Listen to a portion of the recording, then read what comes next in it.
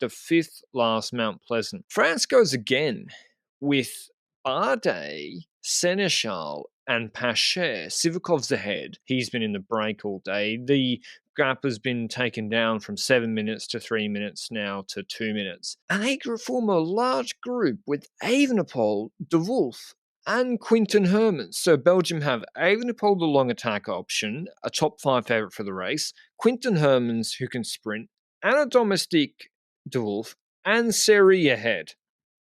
And France are happy with that group composition with Pacher, who, okay, I liked him in the Vuelta break stages. He still didn't get the job done in those. Bardet, this doesn't finish uphill. This doesn't finish on the motorway. You finish in the flat. Like, I did not understand what France are doing. And I get make the race hard. That's fine. You make Evenepoel go with you, and Alaphilippe and Cosnefroid and Laporte sit behind. That's fine. But then you see the group composition, and Seneschal gets on the front, and he just pulls this gap open to like 2 minutes, and France are happy behind. And maybe, I don't know, maybe Lefebvre, there's a little kickback for your boy, I don't know, a quick stepper, but I don't think so. I'm not sure. I think it was for France, and kind of mind-blowing to me that basically Pogacar, Cosnefroid, Alaphilippe, Laporte all let Evenepoel get 2 free minutes, 2.5 free minutes, whilst nothing happens behind and poor old Spain or Britain start chasing and Wout sits in. And yeah, so I think mainly Benji, it's France that stuffed it, because I think if the Netherlands were here, it's slightly different. I think Van Baal either shuts that move down or MVP goes with Remco. I think MVP doesn't underestimate Remco.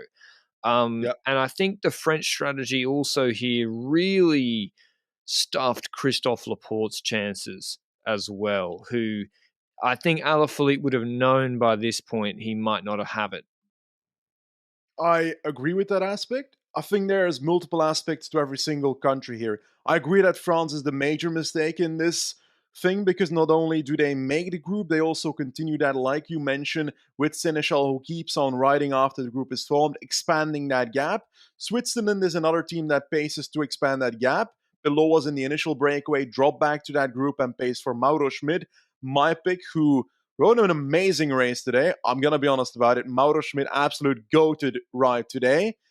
And Switzerland rides, which is, in my opinion, clever, because they can actually get something out of this race. There's no point for them not to race, because their best rider, arguably, is in that group right now. So I find that a usual, normal thing. In case you haven't seen, Zwift are trying to change, or will change, the trainer market. They're bringing out the Zwift Hub, which is the most affordably priced trainer of its quality, I believe, hitting the market on sale from the 3rd of October, making indoor training cheaper and easier to set up than any other trainer on the market. It comes with a cassette of your choice, 8 to 12 speeds, Shimano, SRAM, or Campac. There's videos on how to set it up on Zwift's YouTube channel, and even helpful stickers on the trainer to set it up with your bike. So if you want to find more about Zwift, head to Zwift.com and check out the new trainer, or sign up for a free 7-day trial if you already have one. Pogacar's response was sending Tratnik with the group of Evenepoel, which is kind of what we expected. But you mentioned as well in the preview exactly what played out eventually here, that sending Tratnik with Evenepoel won't fix your problem. Evenepoel is still ahead, and you won't have Tratnik to pace behind Evenepoel after this moment happens. So exactly what you predicted in the preview is what Slovenia did, and it basically ruined their race for them in terms of being able to get Pogacar to anywhere from this point onwards, because Remco Evenepoel's group kept expanding the gap because the peloton was not riding that crazy anymore.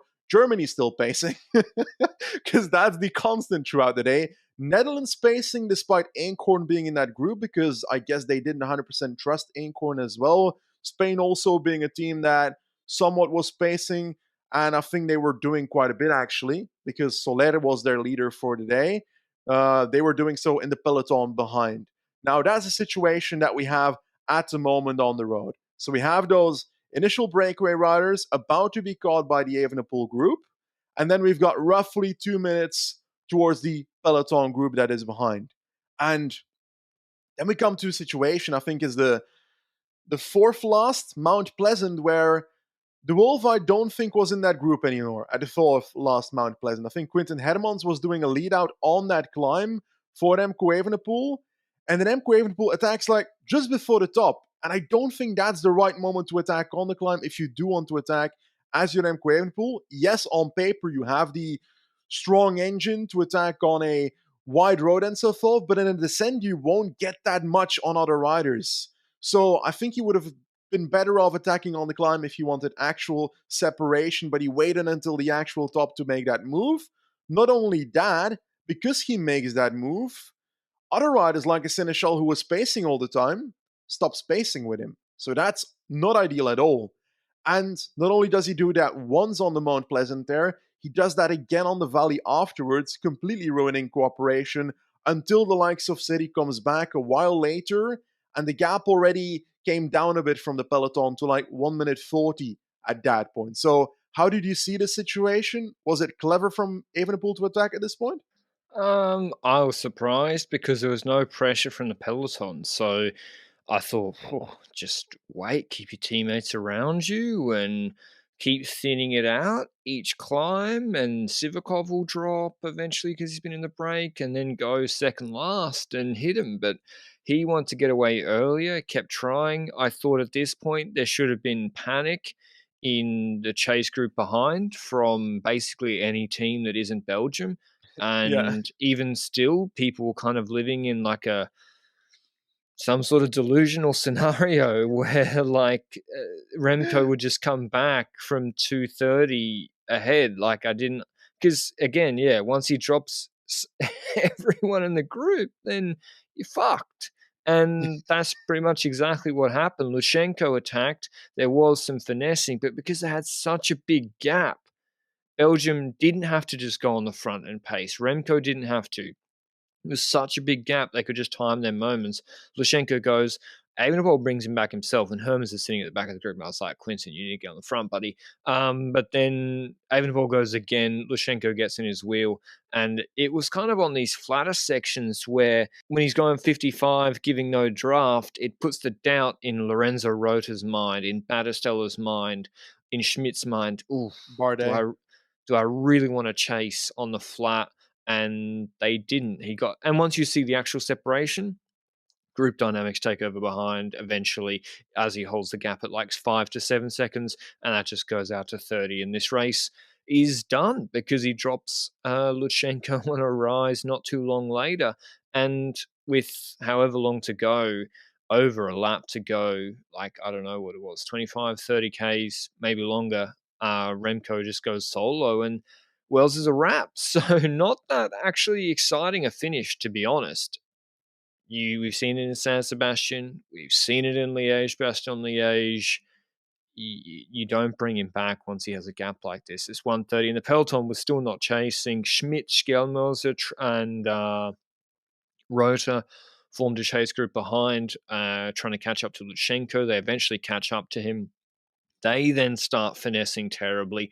Ankorn does an Annemiek van Vleuten move, but that's brought back by Schmidt. They then stop. Tratnik comes back. He then attacks them, and that stops the action. And then from nowhere, from minutes back, I don't know who was pacing them. All we saw was a couple of Bettiol attacks marked by Wout, even Wout attacking at one point, and then stopping. Was the group behind, and Christophe Laporte destroys everyone in the sprint, coming second with Matthews third. Wout actually coming fourth. Yeah, Remco world champ, Benji. And like, there wasn't even any tension about it.